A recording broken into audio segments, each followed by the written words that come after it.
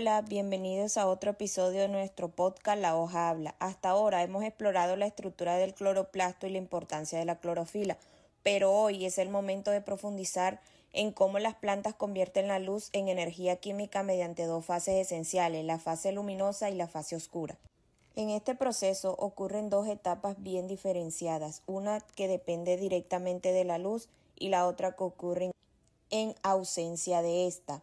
Aunque la fase oscura no requiere luz directamente, está ligada a otros productos generados en la fase luminosa. Vamos a descubrir cómo funcionan y por qué son vitales para la vida en la Tierra. Comencemos. La fase luminosa ocurre en la membrana de los tilacoides dentro del cloroplasto y su función principal es transformar la energía solar en energía química, almacenada en dos moléculas clave, ATP y el NADPH. Sin estos compuestos, la siguiente fase no podría ocurrir. La luz es absorbida por los fotosistemas 1 y 2 que activan los electrones dentro de la clorofila.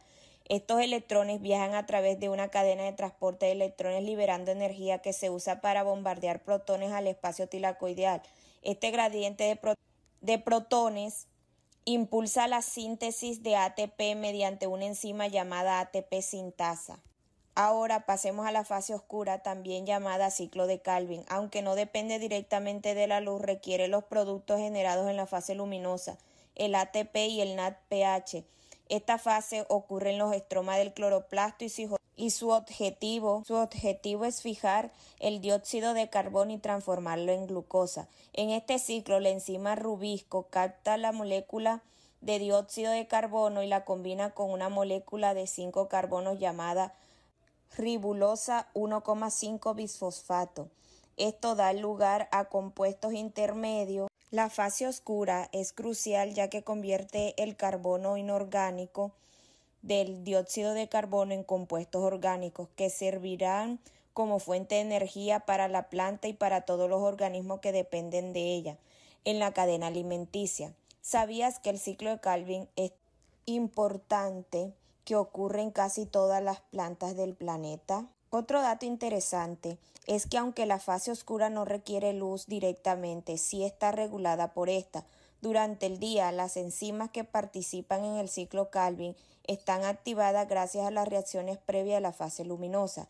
Además, la eficiencia de la fase oscura puede verse afectada por factores como la temperatura, la concentración del dióxido de carbono.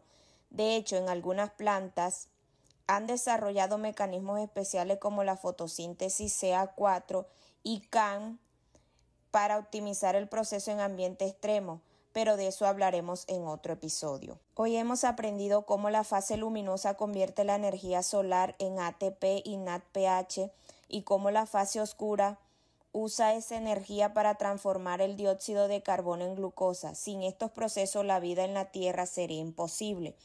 Es asombroso cómo un proceso tan microscópico tiene un impacto tan gigantesco en el planeta. Gracias a la fotosíntesis, los ecosistemas funcionan y nosotros podemos respirar y alimentarnos. En el próximo episodio hablaremos sobre los factores limitantes de la fotosíntesis, la luz, la temperatura, la concentración del dióxido de carbono y agua, y veremos cómo estos factores pueden afectar la eficiencia del proceso fotosintético y cómo algunas plantas se han adaptado para sobrevivir en condiciones adversas. No se lo pierdan y recuerden, cada respiro que damos es gracias a la fotosíntesis.